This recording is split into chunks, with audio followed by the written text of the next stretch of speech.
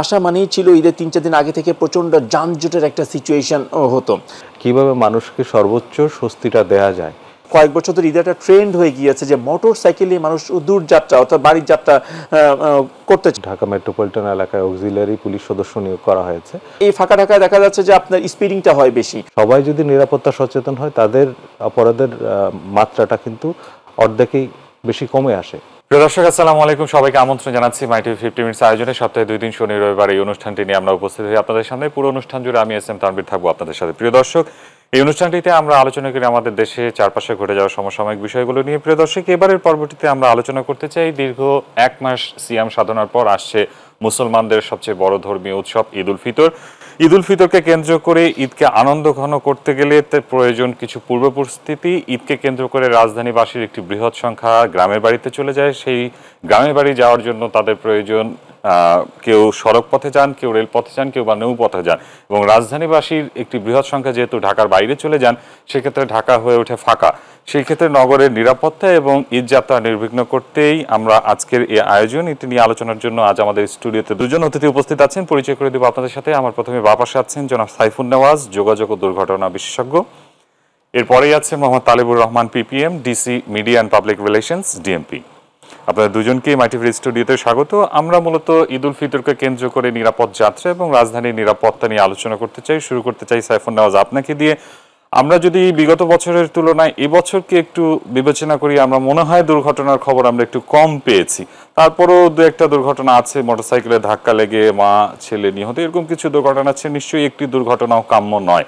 আসলে এই বছরের এই যাত্রা ব্যবস্থাপনা আপনার কাছে কেমন লেগেছে এবং এর থেকেও আরো উন্নত করার কোনো পরিকল্পনা বা কোনো ব্যবস্থা আছে কিনা, মতামত আছে কিনা যদি আমাদের বলতেন। ধন্যবাদ। আপনি আসলে যেভাবে বলছিলেন, আসলে প্রতি বছর বা 1 মাস সিয়াম সাধনা করে আমরা একটা ঈদের দিন খুশির দিন পাই, বা সেই সাথে কিন্তু একটা শঙ্কার জায়গা তৈরি হয়। সেটা হচ্ছে মানে আমরা দুর্ভোগ কতটা কম দুর্ভোগে আমরা আসলে যাত্রীরা তার গন্তব্যে বা বাড়িতে যেতে পারবে। কারণ হিউজ একটা মাইগ্রেশন হয় ঢাকা থেকে সবাই, বা বিভিন্ন জেলা থেকে, আন্তঃজেলা থেকে এক জেলা থেকে আরেক জেলাতেও কিন্তু মানুষ দেখা যায় যাতায়াত করে সবচেয়ে বেশি।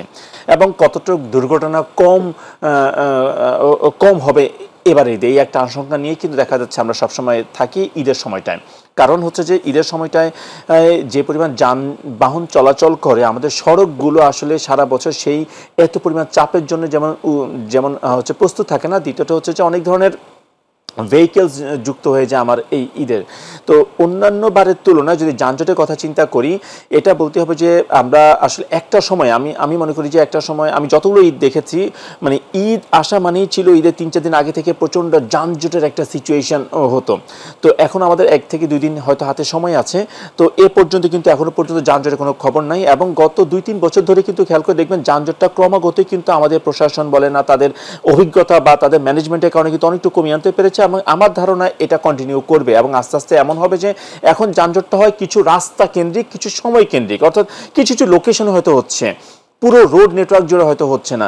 তো আস্তে আস্তে কিন্তু এটাও কিন্তু আমরা সামাল দিয়ে ফেলতে পারবো। কারণ আমি মনে করি আমাদের যোগাযোগ ব্যবস্থা অনেকগুলো ব্রিজ, তারপর হচ্ছে রাস্তা কনস্ট্রাকশন হয়েছে, তারপর হচ্ছে অনেকগুলো দেখা যাচ্ছে আমাদের অন্যান্য মাল্টি মোডাল সিস্টেমগুলোতে আমরা অ্যাক্টিভ করতে পারছি। যেমন এবার কিন্তু দেখা যাচ্ছে ট্রেনের শিডিউল পিপোর্ট এখনো পর্যন্ত হচ্ছে না। তো এটা কিন্তু একটা ভালো একটা সাইন। তো এই সমস্ত দিক থেকে দেখা যাচ্ছে যে আমরা মনে করি যে এখনো যদি এটা কন্টিনিউ থাকে, কারণ সব গার্মেন্টস ছুটি হচ্ছে আস্তে আস্তে। তো কালকের দিনটা শনিবার দিনটা খুব ইম্পর্টেন্ট আমাদের জন্য, যে এই দিনটা যদি আসলে খুব রাস্তা ম্যানেজ করা যায়, আশা করা যায় যে ঈদে যানজটটা আমাদের কিন্তু এবার অনেকটুকু সহনীয় থাকবে। শুধুমাত্র যেই জায়গায় হতে পারে সেগুলো হচ্ছে টোল প্লাজা কেন্দ্রিক যানজট।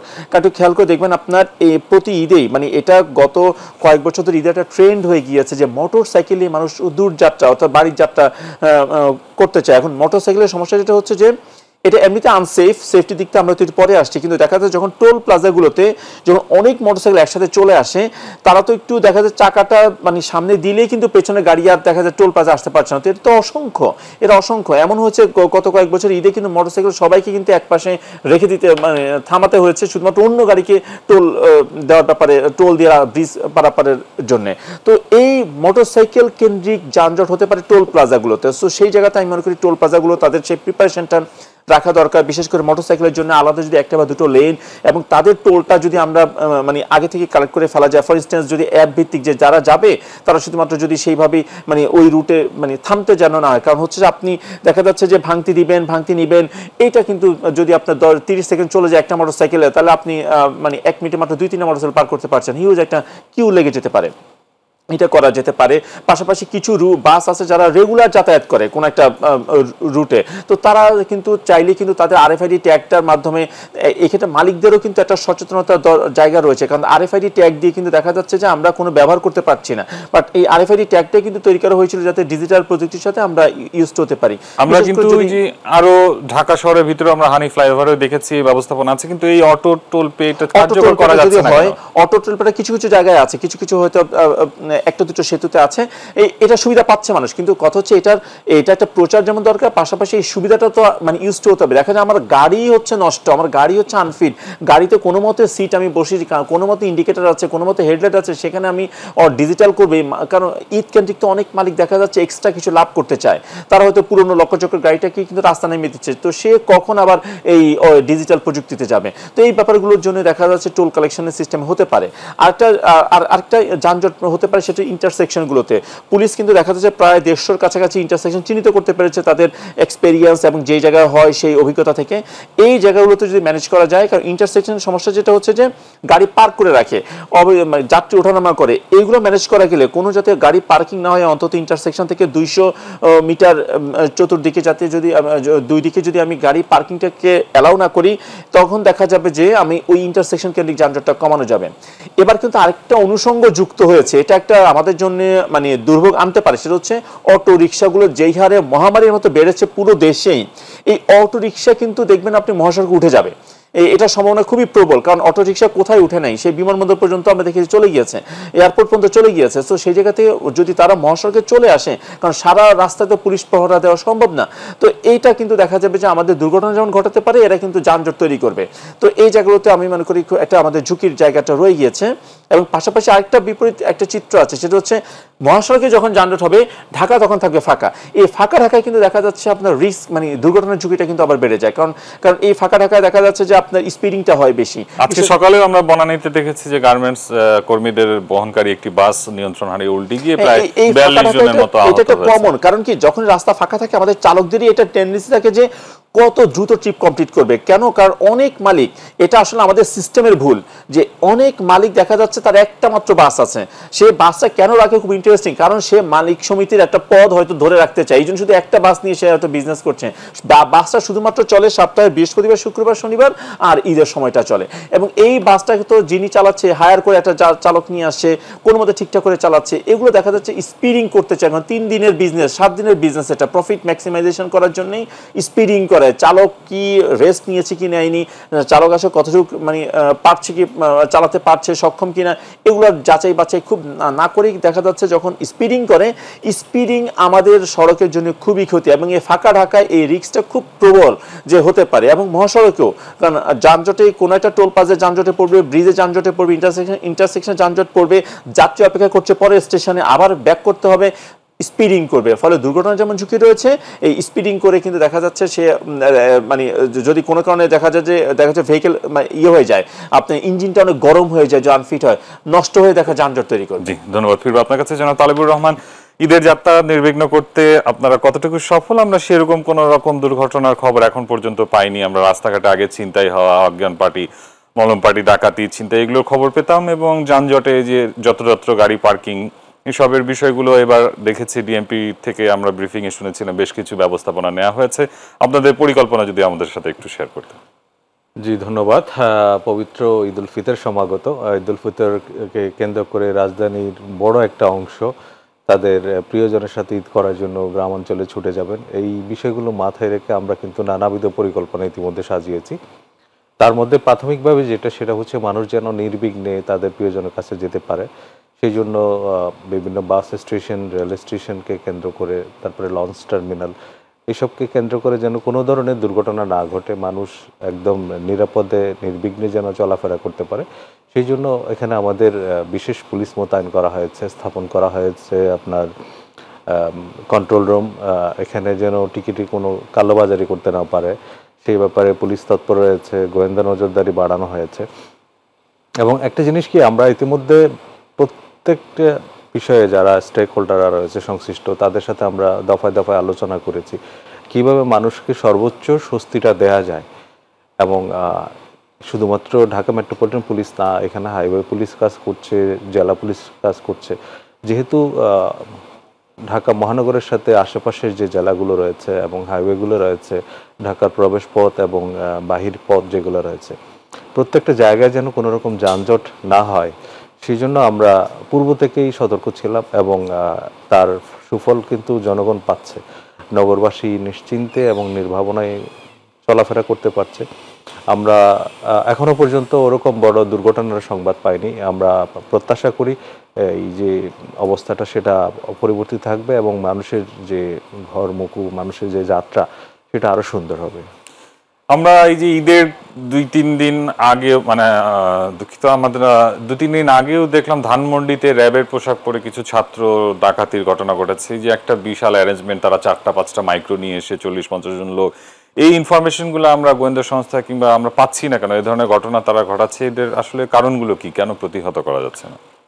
এটা একটা ঠিক প্রাসঙ্গিক কথা বলেছেন। আমরা বেশ কিছুদিন ধরে এই প্রবণতাটা লক্ষ্য করছি। অপরাধীরা তাদের অপরাধের কৌশল পরিবর্তন করছে। এই ক্ষেত্রে তারা বিভিন্ন ধরনের ছলচাতুরি এবং কৌশলের আশ্রয় নিচ্ছে।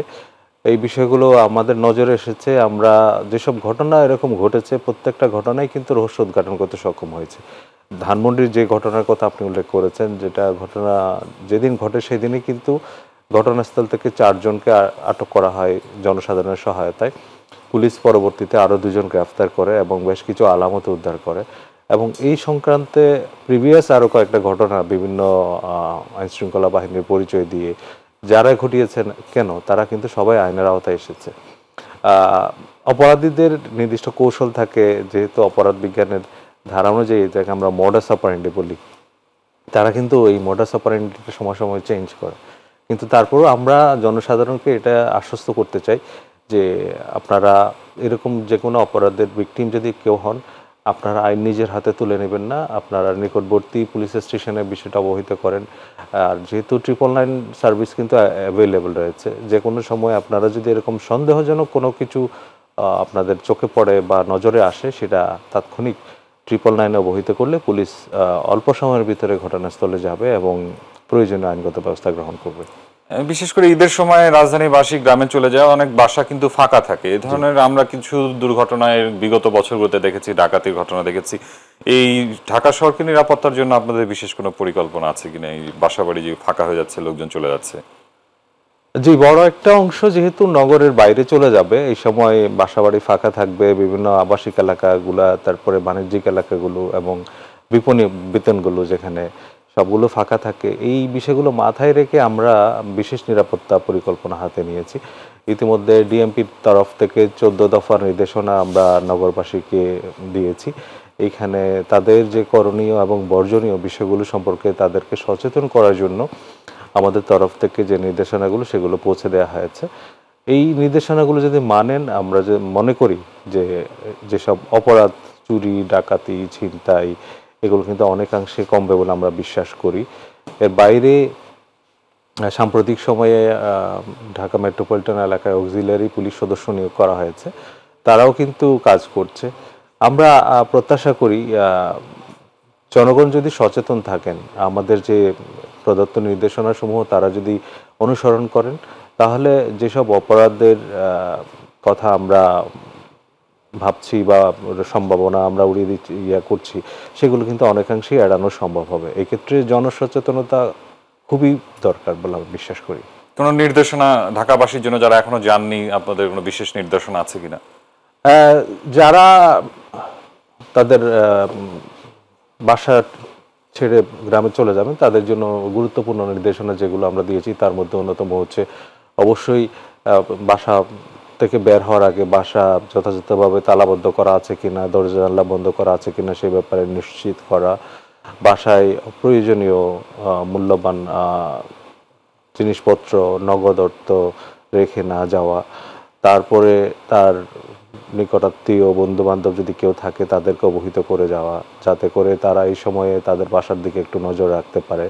বাসার যারা নিরাপত্তা কর্মী থাকে তাদেরকে জিনিসগুলো অবহিত করা, তারা যেন সবসময় সচেতন থাকে। আর বাসার আশেপাশে যদি কোনো গাছগাছালি থাকে, গাছগাছালি বেয়ে যেন কেউ বাসায় প্রবেশ করতে না পারে, সেই জন্য অপ্রয়োজনীয় ডালপালা যেগুলো থাকে সেগুলো কর্তন করে ফেলা।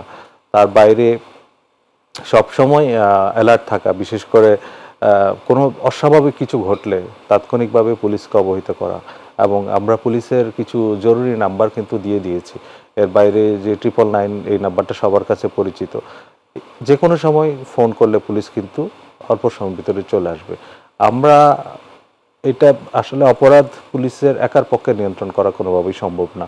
এখানে নগরবাসী আছেন এবং অন্যান্য যারা রয়েছেন, তাদের সাথে পুলিশ একযোগে কাজ করবে। সবাই যদি নিরাপত্তা সচেতন হয়, তাদের অপরাধের মাত্রাটা কিন্তু অর্ধেকেই বেশি কমে আসে।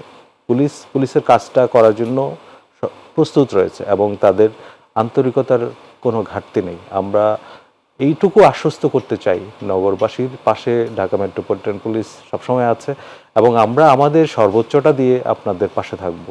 আশা করি আপনাদের ঈদ সুন্দর এবং নির্বিঘ্নভাবে উদযাপিত হবে। জি, আলোচনা ফিরবে, একটা বিরতি নিয়ে ফিরছি। প্রিয় দর্শক, অনুষ্ঠান পর্যায়ে বিরতি নিচ্ছে, আমাদের সাথে থাকুন।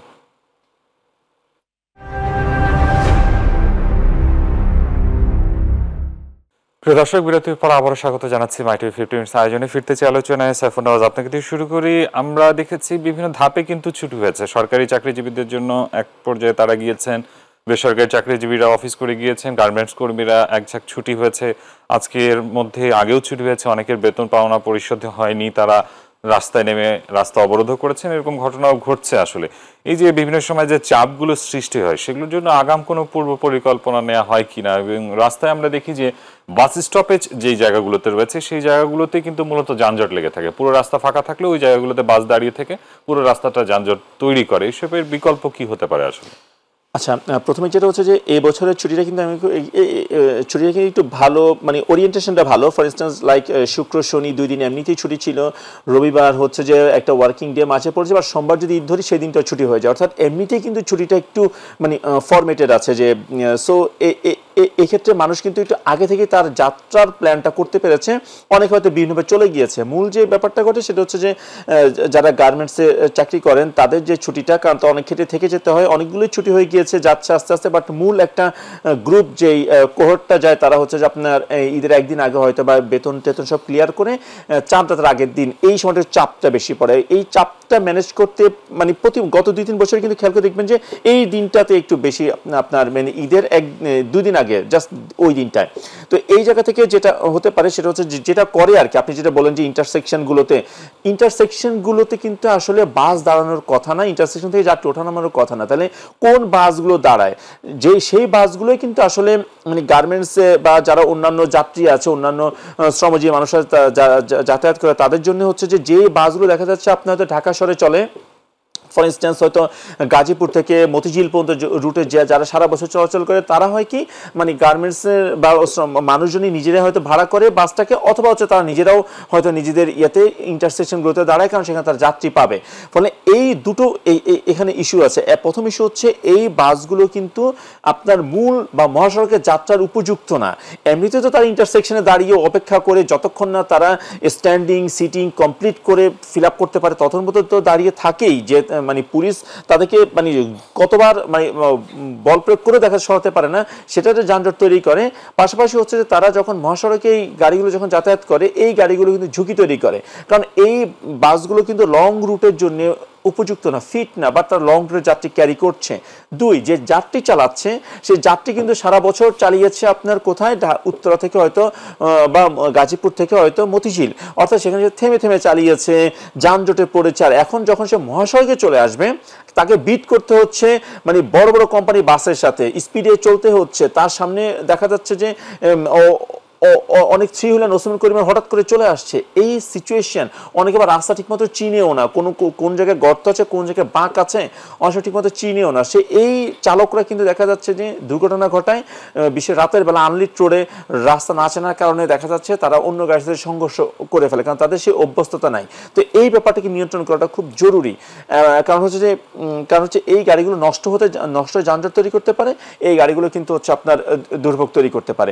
এখন এই গাড়িগুলো রাস্তায় থামাবো, আমি মনে করি যে টার্মিনাল থেকে অর্থাৎ ঢাকার শহরের প্রবেশ মুখ তো বেশি না, 2-3টে এবং বা এন্ট্রি এবং এক্সিট, এগুলো থেকে প্রবেশ মুখে যদি তাদেরকে নিয়ন্ত্রণ করা যায়, কারণ অনেক ক্ষেত্রে পুলিশ আসলে কিছুই করতে পারে না, কারণ হচ্ছে যে মানুষজন এমনভাবে যাত্রী বোঝাই হয়ে যায়, চাইলে তাকে নামানো যায় না, তারা বলে যে আমার রিস্ক আমি নিয়েছি, মানে এই ব্যাপারটা তখন আসলে ইমোশনের ব্যাপার থাকে, তাদেরও যাওয়ার একটা তাদের মানে ঝোঁক উঠে যায়, ফলে তখন দেখা যাচ্ছে যে যাত্রা পথে আর তাদেরকে নামানো যায় না। তো সেক্ষেত্রে টার্মিনালেই যখন তার প্রিপারেশন নিচ্ছে তখনই যদি তাদেরকে এই ব্যাপারটা কি করা যায়, রোধ করা যায়, এবং জরিমানার পরিমাণটা যদি অনেক বেশি করা যায়, যাতে কিনা একজন মালিক অতিরিক্ত লাভের আশায় যদি গাড়িটা বের করার চিন্তাও করে, সে যেন ভয় থাকে যে যদি একবার জরিমানা হয় আমার একবারে হয়তো 20,050 টাকা চলে যাবে, ফলে আমার মানে সারা বছরের লস। তো তাহলে হয় কি, মানে একটা সেলফ একটা এনফোর্সমেন্ট চলে আসে, এইগুলো করে কিন্তু এই ধরনের গাড়িগুলোকে আমরা রোধ করতে পারি।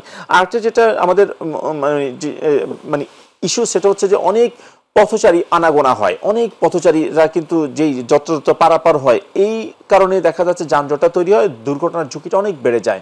এবং থ্রি হুইলার নসিমুল করিমান আমরা একেবারেই কন্ট্রোল করতে পারছি না। এটা যদি কন্ট্রোল করতে আমরা আজকে না পারি, এইটা আসলে আগামী 2-3 বছর পর ঢাকা শহর এবং মহাসড়ক আপনি আসলে চলাচল অনুপযোগী হয়ে যাবে, যদি আমরা থ্রি হুইলার ব্যাটারি চালিত রিক্সাগুলোকে আমরা যদি নিয়ন্ত্রণ করতে না পারি। এটা শুধু ঈদ না, সারা বছরই দেখা যাবে যে আমাদের কিন্তু যানজটে পড়ে থাকতে হবে। এবং আরেকটা খুব ইম্পর্টেন্ট ব্যাপার হচ্ছে, আমাদের কিন্তু শুধুমাত্র একটা মোড নিয়ে আমরা ভাবি, দেখেন আমাদের কিন্তু আরো যে মোডগুলো রয়েছে, রেল, এই রেলটাকে কিন্তু আমরা এখনো আমি বলবো যে মানে যদি পরিপূর্ণ ব্যবহার করতে পারি, বরং রেলটাই হওয়া উচিত আমার প্রথম মোড, দেন হচ্ছে আমার রোড বা আমার ওয়াটারওয়ে, বা সেই জায়গা থেকে আমরা রেলটা আমাদের সেকেন্ড মোড বা থার্ড মোডে চলে আসে। কারণ দেখা যাচ্ছে যে আমাদের এই রেলে সুবিধা হচ্ছে, আমি ঈদের যে অতিরিক্ত চাপ, এইটা কিন্তু রাস্তা দিয়ে খুব বেশি নেওয়া সম্ভব না, কারণ চাইলেই তো আমি 100টা বাস নতুন নামাতে পারবো না, এটা ফিজিবল হবে না, লাভজনক হবে না। চাইলে রাস্তা বাড়াতে পারবো না, কিন্তু চাইলে কিন্তু আমি রেলের বগি বাড়াতে পারবো। চাইলে আমি রেলের কি জানি বলে এত সারা বছর হয়তো 15টা কোচ নিয়ে চলতো, আমি এখন তাহলে আরো 5টা কোচ বাড়াতে পারি আমার ঈদ কেন্দ্রিক, এটা সম্ভব। এবং শিডিউলটা যদি ঠিকভাবে রাখা যায়, এখনো পর্যন্ত শিডিউল বিপর্যয় হয় নাই, এখনো পর্যন্ত কোনো সবগুলো টাইমটা মেনটেন করছে, এটাকে ঠিক রাখা গেলে এবং ট্রেনের ছাদ ওঠা যদি বন্ধ করা যায়, তাহলে দেখা যাবে যে আমরা কিন্তু সড়ক থেকে কিছু চাপ আমরা নিয়ে আসতে পারবো, শেয়ার করতে পারবো আমার এই ট্রেনে। বা ট্রেন রুট যেহেতু সব জায়গায় নাই, সেই জায়গাগুলোতে আমাদের চেষ্টা করতে হবে যে ওয়াটারওয়েগুলোকে অ্যাক্টিভ করা। আমরা দেখা যাচ্ছে ব্রিজ করার ফলে ওয়াটারওয়ে অনেকগুলোই কিন্তু আমাদের হয়ে গেছে, ডাউন হয়ে গেছে, বাট নদী পথের যাত্রাটা কিন্তু সবচেয়ে মানে স্বস্তিদায়ক যাত্রা দেখা যাচ্ছে, যদি আমরা এটাকে নিরাপদ করতে পারি। বাট সিজনটা যেহেতু একটু কিছু ঝড়ের বা ঝড় বাতাসের সম্ভাবনা যেহেতু রয়েছে, সে নৌ রুটে যারা চলাচল করবে তার জন্য সেটা মাথায় রেখে তার স্কেডিউলটা ঠিক করে, এবং কোনোভাবে যেন অতিরিক্ত বোঝাই হয়ে না যায়, অতিরিক্ত শেষ করেন। জি, যাতে অতিরিক্ত, কারণ কি দেখা যায় আমার যে 100 জন চলাচল ভ্যাসেলের উপযোগী হয়, সে দেখা যায় 500 জন নিয়ে চলে যাচ্ছে, এই ভ্যাসেলগুলো দুর্ঘটনার ঝুঁকিতে থাকে সব সময়। জি, ধন্যবাদ ফিরবে আপনার কাছে। জনাব তালেবুর রহমান, যেমনটি সাইফুন নাওয়াজ বলছিলেন, আসলে যে এই ছুটি হওয়ার পরে রাস্তাঘাটে যে বাসগুলো থেমে থাকে এবং ইন্টারসিটি বাসগুলো হাইওয়েতে চলছে এবং টার্মিনালের বাইরে যাত্রী ওঠানামা, এগুলো আসলে নিয়ন্ত্রণ করা যাচ্ছে না কেন? আপনারা কোনো পরিকল্পনা আছে কিনা কিংবা প্রতিরোধ করতে পারছেন কিনা? জি, আমরা ইতিমধ্যে এই যারা বাস মালিক সমিতি রয়েছে, চালক সমিতি রয়েছে, তাদের সাথে একাধিকবার বৈঠক করেছি। এখানে একটা বিষয় আমরা দেখি সব সময়, বিশেষ করে বড় উৎসবের সময়গুলোতে হঠাৎ করে যাত্রীদের চাপটা বেড়ে যায়। এই যাত্রীর চাপ বেড়ে যাওয়ার সুযোগটা অনেকেই গ্রহণ করে এই সময়ে। বিশেষ করে আমরা দেখি এমনিতে আমাদের সড়কের প্রশস্ততা কিন্তু পর্যাপ্ত নয়, তারপরে মানুষজনের তাড়াহুড়ো করে যাতায়াত করার একটা প্রবণতা আমরা লক্ষ্য করি। এই সময়ে দেখা যায় অনেকেই যেসব মাল বোঝাই ট্রাক, পিক আপ, এসবে কিন্তু চড়ে তাদের গন্তব্যে চলে যাওয়ার চেষ্টা করেন। আমরা বারবার নিষেধ করছি, আপনারা নিজের জীবনের ঝুঁকি নেবেন না। একটা উৎসব যেন কোনো রকম বিষাদ আপনাদের জীবনে টেনে না আনে, সেই জন্য আপনারা ধৈর্য ধরে যাতায়াত করেন। আমরা কিন্তু সচেতনতা তৈরি করার জন্য সবাইকে আমরা বারবার আহ্বান জানাচ্ছি, সিকিউরিটি টিপস আমরা দিচ্ছি, আপনারা কিভাবে যাতায়াত করলে আপনাদের যাতায়াতটা নির্বিঘ্ন হবে, সহজ হবে এবং আরামদায়ক হবে। এই ক্ষেত্রে আমরা বারবার জনগণকে আশ্বস্ত করছি এবং আমরা তাদেরকে যে অনুরোধগুলো করছি, যে নির্দেশনাগুলো দিচ্ছি, তারা যদি সেগুলো মেনে চলেন তাহলে অনেকটা সম্ভব হবে। আর যে সমস্যাটা আমাদের এখানে হয়ে আসছে আসলে, যে গণপরিবহনের অপর্যাপ্ততা, যে আমাদের সম্মানিত আলোচক বললেন যে আমাদের বেশ কিছু পটেনশিয়াল রয়েছে, যেমন রেলওয়ে, তারপর আমরা বলতে পারি লঞ্চ, এগুলোতে একসাথে কিন্তু অনেক যাত্রী পরিবহন করা সম্ভব। আমরা শুধুমাত্র যদি সড়ক পথের উপর নির্ভরশীল হই, তাহলে সড়কের উপর যে চাপটা থাকে এটা অনেক সময় যানজট সৃষ্টি করে। তারপরে অনেক সময় দেখা যায় লক্কর মার্কা গাড়ি যেগুলো রয়েছে, ফিটনেসবিহীন গাড়ি যেগুলো রয়েছে, তারা সড়কে একটা দুর্ঘটনা সৃষ্টি করতে পারে, সড়কে প্রতিবন্ধকতা সৃষ্টি করতে পারে। যেই চালকরা মহাসড়কে গাড়ি চালাতে অভ্যস্ত না, তারা যদি একটা গাড়ি নিয়ে মহাসড়কে চলে যান, সে অবশ্যই একটা যে কোনো দুর্ঘটনার কারণ হতে পারে। এই জিনিসগুলো যেন এড়ানো যায়, আমরা বারবার সবার সাথে কথা বলছি এবং বাস মালিক সমিতি থেকে শুরু করে চালক শ্রমিক সমিতি যারা আছে সবার সাথে বৈঠক করে তাদের প্রত্যেকের করণীয় এবং বর্জনীয় সম্পর্কে আমরা তাদেরকে বারবার জানাচ্ছি। এখন বিষয়টা হচ্ছে মানার বিষয়টাতে এখানে সবার একটা কোঅপারেশন আমরা প্রত্যাশা করি। এই জিনিসটাতে যদি কোথাও ঘাটতি থাকে, এই ঘাটতিটার কারণে যদি দুর্ঘটনা ঘটে, অবশ্যই সংশ্লিষ্টদের বিরুদ্ধে কঠোরভাবে আইন ব্যবস্থা গ্রহণ করা হবে এবং আমরা প্রত্যাশা করছি সবাই যদি যার যার অবস্থান থেকে তার যে ভূমিকাটা পালন করে, তাহলে ঈদ যাত্রা নির্বিঘ্ন এবং নিরাপদ না হওয়ার কোনো কারণ নেই। ঢাকা শহরের মধ্যে যে বাসগুলো চলে আমরা ঈদের সময় কিন্তু দেখি, যেমনটি আমাদের আলোচক বলছিলেন যে আসলে এরা ওই বেশি লাভের আশায় রাস্তায় বাস নামিয়ে যারা হাইওয়েতে চালায় না এরকম চালকও কিন্তু চালাচ্ছে।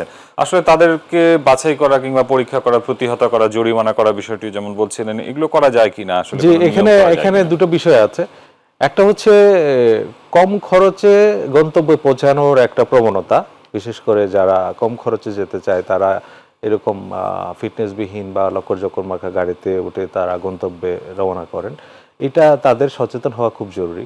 আর যারা পারমিটবিহীন এক রাস্তা থেকে অন্য রাস্তায় গাড়ি চালাচ্ছেন, তারাও কিন্তু আইনের আওতায় আসছেন। এক্ষেত্রে আমরা মেট্রো এলাকার বাইরে হাইওয়ে কাজ করছে, হাইওয়ে তারা জরিমানা করছে, তারপরেও যদি মানুষজন তাদের জীবনে ঝুঁকি নিয়ে চলাফেরা করে, সেটা কিন্তু প্রতিহত করা পুলিশের পক্ষে অনেকটাই কঠিন। আমরা এখানে জনগণের যেটা ভূমিকা, সেটা অবশ্যই একদম সরাসরি ভূমিকাটা প্রত্যাশা করি এবং তারা যেন কার্যকর ভূমিকা পালন করতে পারেন সে প্রত্যাশাই করি। আর একটা বিষয়, যে একটু আগে আলোচনা হচ্ছিল স্পিডের বিষয়ে, অনেক সময় আমরা দেখি যে যানবাহনগুলো ওভারটেক করে অযথা আপনার দ্রুত সময়ে গন্তব্যে পৌঁছানোর জন্য তারা পাল্লাপাল্লিতে জড়িত হয়। এটা দুইটা প্রবণতা আমরা লক্ষ্য করি। একটা হচ্ছে মহানগর এলাকায় যখন ঈদের সময়ে ফাঁকা থাকে, এখানে দেখা যায় কিছু লোক রেসিংয়ে ইনভলভ হয়ে যায়। আর কিছু লোক আছে যাদের ড্রাইভিং পারমিট থাকে না, তারাও মনে করে আমি এই ফাঁকা রাস্তায় এই সুযোগে একটু হাতটা পাকিয়ে নিই। দুটোই কিন্তু সড়ক দুর্ঘটনার অন্যতম কারণ। আমরা গত কয়েক বছরে ঢাকা মহানগর এলাকায় এই ঈদ উৎসবকালীন সময়ে দুর্ঘটনাগুলো যদি পর্যালোচনা করি, আমরা এই বিষয় দুটোর একদম সত্যতা পাবো। এখানে হয় আপনার রেসিং অথবা আপনার অপরিপক্ক হাতে গাড়ি চালানো, এই দুটোর কারণে কিন্তু দুর্ঘটনাগুলো ঘটছে। তো এই বিষয়গুলো যদি আমরা এড়িয়ে চলতে পারি, দুর্ঘটনা এড়িয়ে চলা সম্ভব। আর একটা বিষয়, মহাসড়কে আমাদের সবসময় মনে রাখতে হবে একটা বিষয়, স্পিড কিলস। স্পিডের কারণে কিন্তু এই মহাসড়কে এই দুর্ঘটনাগুলো ঘটছে এবং মানুষজন মারা যাচ্ছে। আপনি গাড়ির দুর্ঘটনা যদি স্পিডটা নিয়ন্ত্রণে থাকে, সেই ক্ষেত্রে অন্তত হতাহতের ঘটনার সংখ্যা কিন্তু অনেকাংশে কমে থাকে। সো সবসময় আমাদেরকে কিন্তু এই জিনিসটা মনে রাখতে হবে যে গতি কমাতেই হবে, গতি নিয়ন্ত্রণে রাখতে হবে। আদারওয়াইজ এই যে গতির কারণে যে মৃত্যু, গতির কারণে যে দুর্ঘটনা, গতির কারণেই যে হতাহত, সেটা এড়ানো যাবে না। জি, ধন্যবাদ। আবারও ফিরবো আলোচনা, একটা বিরতি নিয়ে ফিরছি। প্রিয় দর্শক, অনুষ্ঠানের পর যে আবারও বিরতি নিচ্ছে, আমাদের সাথেই থাকুন।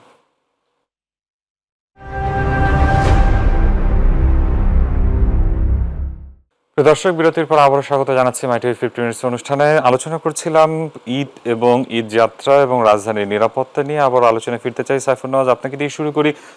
আমরা দুদিন ধরে সংবাদ মাধ্যমে দেখেছি কিছু কিছু গার্মেন্টস কর্মীদের বেতন দেওয়া হচ্ছে না এবং তারা বেতন বোনাসের দাবিতে রাস্তা অবরোধ করছে। এতে করে কিন্তু যানজটের একটা সম্ভাবনা আছেই। এই ঈদ যাত্রা কিংবা সর্বসময় আমরা দেখেছি কিছু কিছু সময়ে কিন্তু এই গার্মেন্টস কর্মীদের বিভিন্ন আন্দোলনে তারা রাস্তায় নামেন। সেক্ষেত্রে এই রাস্তাগুলোর বিকল্প কোনো ব্যবস্থা আছে কিনা, কিংবা শহরের বাইরে থেকে গাড়ি পরিচালনা করা, কিংবা এই ঈদকে আরেকটু সহজ করা যাত্রাগুলো কি কোনো পরিকল্পনা আরো সরকারের পরামর্শ আছে কিনা আপনার? আসলে নতুন রাস্তা করার তো আসলে বিষয় না, বিষয়টা হচ্ছে যে যখন কোনো একটা এটা ঠিক যে আমাদের গার্মেন্টসগুলো দেখা যাচ্ছে এমন একটা লোকেশনগুলো থাকে পেরিফেরিতে, মানে এন্ট্রি এবং এক্সিটে থাকে। তো সেই জায়গা থেকে যখন কোনো একটা দাবিতে অবরোধ করে বা রাস্তাটাকে বন্ধ করে, তখন পুরো নেটওয়ার্কেই যানজটটা ছড়িয়ে পড়ে এবং সেটা ঈদের আগে বা ঈদের বিভিন্ন সময়ে বা এক সপ্তাহ আগে থেকে আমরা এটা লক্ষ্য করি যে এই দাবিগুলো উঠে আসে। তো সেই জায়গাতে আমি মনে করি মালিকদের আসলে পুরো বছর জুড়ে একটা প্রিপারেশন থাকার কথা, কারণ প্রতি বছরই ঈদের আগে বেতন বোনাসের দাবিতে বিক্ষোভ করতে হবে, এটা কোনো আসলে আমি মনে করি এটা কোনো ভালো কোনো কথা না আর কি। কারণ হচ্ছে যে এটা তো প্রিপারেশন থাকবে, আমি তো জানি যে আমাকে দিতেই হবে, সো মালিকদের প্রিপারেশন থাকা উচিত এবং যাতে এই ধরনের কোনো ঝামেলাটা না হয়। সেকেন্ড হচ্ছে যে সেটা যদি কোনো সমস্যা থাকে সেটার জন্য প্রথমে রাস্তায় নেমে আসাটাও ঠিক না, কারণ রাস্তাটা হচ্ছে যে আসলে মানে অনেকগুলো প্রসেস আছে। রাস্তা মানে হচ্ছে আমি একেবারে অন্যকে আটকে আমার নিজেরটাও চাচ্ছি, তো দুটোই আসলে মানে কন্ট্রাডিক্টরি। তো সেই জায়গাতে আমি মনে করি যে রাস্তা অবরোধ করাটাই যাতে করতে না হয় সেইটাই আমাদের কাম্য। আর নতুন রাস্তার তো এখানে আসলে খুব বেশি আমাদের বিকল্প রাস্তা নাই, কারণ এন্ট্রি এক্সিটগুলোই সীমিত। সেই জায়গা থেকে আমি যদি বাইরে থেকে যদি বাস অপারেট করতে চাই, তো সেখানেও দেখা যাচ্ছে আমাদের কিন্তু রোড নেটওয়ার্কটা স্ট্যান্ডার্ড হওয়ার কথা ছিল। যে ফর ইনস্ট্যান্স আমি আমার ছোট একটা গাড়ি নিয়ে, ধরেন আমার ছোট গাড়ি নিয়ে আমি যাব মূল রাস্তা, আমি মানে আমাদের নেটওয়ার্কটা হওয়া উচিত ছিল যে আমি একটা ছোট রাস্তা থেকে আস্তে আস্তে ধাপে ধাপে বড় রাস্তায় উঠবো। তো আমরা এবং সেখানে গাড়ি ভেদে ভিন্নতা থাকবে। আমি আমার ছোট একটা গাড়ি নিয়ে আমি যে বাস স্টেশনে, সেখান থেকে আমি বাস নিয়ে চলে যাবো আমি হচ্ছে যে আমার আন্তজেলা আমার যেখানে। বাট আমাদের এখন যেটা হচ্ছে সব গাড়ি সব রাস্তায় চলে। তো সব গাড়ি যখন সব রাস্তায় অ্যাক্সেস থাকে, তখন আসলে আমার এই স্ট্যান্ডার্ড সিস্টেমটা আর কাজ করা যায় না। যে আমি যে বাইরে বাস যে আমি নিব, সেখানেও তো আমার জায়গা নেই, টার্মিনাল কোথায়? মানে আমাদের তো টার্মিনালগুলোই দেখা যাচ্ছে যে আমরা একেবারে শহরের ভিতরে চলে আসছে। আপনি ঢাকা শহরের যে কোনো টার্মিনাল দিকে তাকান, বাস টার্মিনাল প্রত্যেকটাই কিন্তু ঢাকা শহরে একেবারে মানে কাইন্ড অফ মানে হার্টের কাছাকাছি। তো সেই জায়গা থেকে কিন্তু আমি ওই এত ব্লকেজ নিয়ে কিন্তু যেমন হার্ট ঠিক থাকতে পারে না, ঠিক এত ব্লকেজ পয়েন্ট নিয়ে কিন্তু আসলে ঢাকা শহরের যোগাযোগ ব্যবস্থাটা আমরা উন্নত করতে পারবো না। তো সেই জায়গা থেকে আমি মনে করি যে এই গার্মেন্টস ছুটি ম্যানেজমেন্টটা এমন হতে পারে যে মালিক ভালো মানের বাস হয়তো তারা হয়তো গার্মেন্টসে যারা বিভিন্ন রুটে যাবে, ফর ইনস্ট্যান্স দেখা যাচ্ছে একই এলাকার অনেকেই হয়তো যায়, তারা হয়তো নিজেটা ভালো কোনো বাসের সাথে যোগাযোগ করে সেই ভাড়া করে সেই দিন যাত্রা করতে পারে, এগুলো করা যেতে পারে। এবং একটা ব্যাপার হচ্ছে যে মূলত আমাদের এই সমস্যাটা ওই একটা স্পেসিফিক এরিয়া কেন্দ্রিক না, বরং পুরো বাংলাদেশেরই সমস্যা। যে আসলে ঈদের সময় যানজট অনেকটুকু আমরা কমাতে পেরেছি, তাও কিছু কিছু জায়গায় কিছুদিন হচ্ছে, কিন্তু দুর্ঘটনাটা কিন্তু আমরা এখনও কমাতে পারছি না। কারণ দুর্ঘটনা ঘটার বড় কারণ হচ্ছে এই সময়ে কিছু টাইপের দুর্ঘটনা বেড়ে যায়। একটা হচ্ছে মুখোমুখি সংঘর্ষ। এই মুখোমুখি সংঘর্ষগুলো হয় সাধারণত সেই রাস্তায় যেগুলোতে কোনো ডিভাইডার নেই, ফর ইনস্ট্যান্স ঢাকা সিলেট মহাসড়ক। তারপর হচ্ছে যে ঢাকা চট্টগ্রাম মহাসড়ক ডিভাইডার থাকলেও সেখানে দেখা যাচ্ছে উল্টো দিকে গাড়ি চলার প্রবণতা অনেক। আপনি দেখবেন ঢাকা চিটাগং মহাসড়কে আমি যতবার গিয়েছি এত পরিমাণ উল্টো দিকে গাড়ি চলেছে যে মানে এটাকে একটা ট্র্যাপ মনে হয়। এবং কোনো কোনো ক্ষেত্রে ডিভাইডারের যে গ্যাপটা রয়েছে ইউটার্ন নেওয়ার সেইটা আমার যখন কাছাকাছি থাকে, আমি তখন উল্টো দিক থেকে এসে এটা অ্যাক্সেস করতে চাই, যা কিনা এক একটা মানে দুর্ঘটনার স্পট হিসেবে এখন চিহ্নিত হয়েছে। তো এই প্রবণতাটা কমানো উচিত। আরেক টাইপের দুর্ঘটনা বেশি ঘটে, সেটা হচ্ছে পথচারী রিলেটেড দুর্ঘটনা। কারণ পথচারী কেন্দ্রিক দুর্ঘটনাগুলো বেড়ে যায়, কারণ হচ্ছে আমার এই মহাসড়ক কেন্দ্রিক যে বাজার হয়, ঈদ কেন্দ্রিক অনেক অ্যাক্টিভিটি বেড়ে যায়, আনাগোনা বেশি হয়। বিশেষ করে রাতের বেলা যে এই গাড়িগুলো চলাচল করছে, মহাসড়ক তো আমাদের সব আনলিট মহাসড়ক, কোনো আলো নাই, আমাদের ঢাকার মতো এত আলোকিত সড়ক না আমাদের। তো সেখানে দেখা যায় পথচারীতে আনাগোনা, ছোটো ছোটো গাড়িদের যে আনাগোনা হয়, এটার জন্য দেখা যাচ্ছে পথচারী কি ভিজিবল হয় না, দুর্ঘটনা ঘটে। আমাদের দেখবেন আপনি খেয়াল করবেন মহাসড়কে অনেকগুলো ফুটওভার ব্রিজ রয়েছে, বাট একটাও ব্যবহার হয় না এবং একটাও ব্যবহার হওয়ার উপযোগীও না। কারণ আমি যখন দেখব যে আসলে আমি কয়েক কদম 20 থেকে 25 স্টেপ দিয়েই আমি রাস্তা পার হতে পারছি, তাহলে কিন্তু আমি ওই উপরে উঠে স্টেয়ারে উঠে আমি এই ফুটওভার ব্রিজ ইউজ করবো না। ফুটওভার ব্যারিয়ার যদি ব্যবহার করতে হয় আমাকে অবশ্যই নিচে ভালো করে প্রতিবন্ধক ব্যারিয়ার দিতে হবে, আদারওয়াইজ কিন্তু এটা কাজ করবে না। তো এই কাজগুলো আমাদের করা উচিত।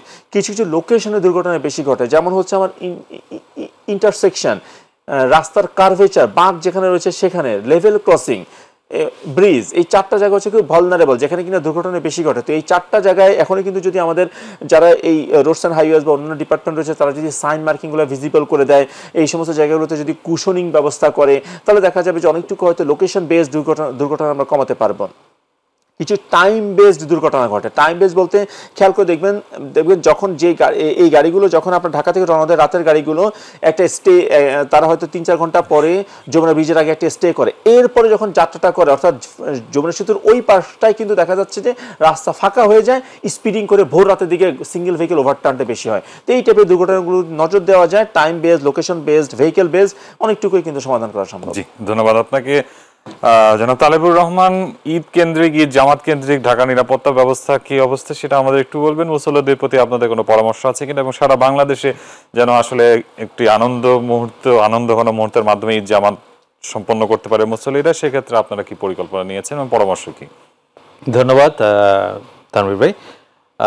ঈদ উল ফিতরের অন্যতম একটা গুরুত্বপূর্ণ অনুষঙ্গ বা উপাদান যেটা আমরা বলি ঈদ জামাত, ঢাকা মহানগরীতে বেশ কিছু বড় বড় ঈদ জামাত অনুষ্ঠিত হবে এবং এই সংক্রান্তে আমাদের বিস্তারিত পরিকল্পনা ইতিমধ্যে গ্রহণ করা হয়েছে। বিশেষ করে কেন্দ্রীয় ঈদ জামাত যেটা হয় আমাদের, সেইখানে কয়েক দফা ঈদ জামাত হবে। এর বাইরে বায়তুল মুকাররম জাতীয় মসজিদে এবং অন্যান্য ঢাকা মহানগরের যেসব প্রধান ঈদ জামাতগুলো হবে, প্রত্যেকটা ঈদ জামাত কেন্দ্রিক আমাদের পৃথক পৃথক পরিকল্পনা রয়েছে।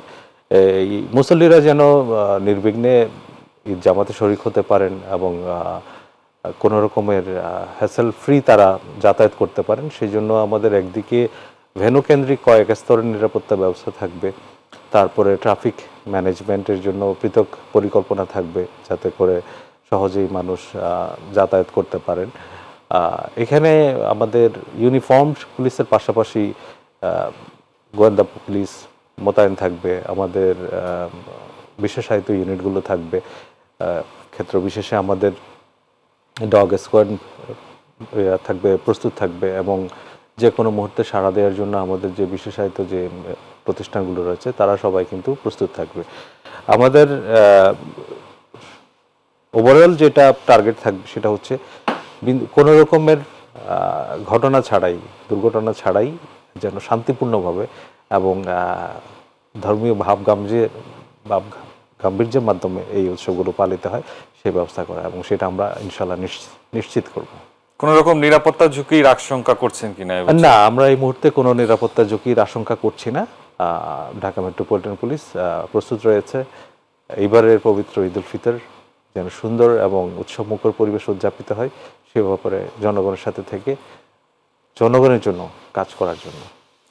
ঈদের আগে যেরকম স্বাচ্ছন্দ্যে মানুষ বাসায় পৌঁছাতে পেরেছে, ঈদের পরে নিশ্চয়ই তারা আবার ঢাকায় ফিরবে, তাদের প্রতি আপনার পরামর্শ যেন আসলে এই ধরনের আর কোনো দুর্ঘটনা কিংবা অনাকাঙ্ক্ষিত ঘটনার সম্মুখীন যেন না হতে হয়। জি, এটাও কিন্তু অন্যতম একটা গুরুত্বপূর্ণ বিষয়। আমরা এতক্ষণ পর্যন্ত ঈদ যাত্রার বিষয়টা বলেছি, যেটা হলো ঢাকা মহানগর থেকে তাদের নিজ নিজ গন্তব্যে ফেরার সময়টাও কিন্তু খুব গুরুত্বপূর্ণ, বিশেষ করে যখন বিভিন্ন এলাকা থেকে মানুষজন আবার তাদের কর্মস্থলে ফিরবেন তাদের পরিবার পরিজন নিয়ে।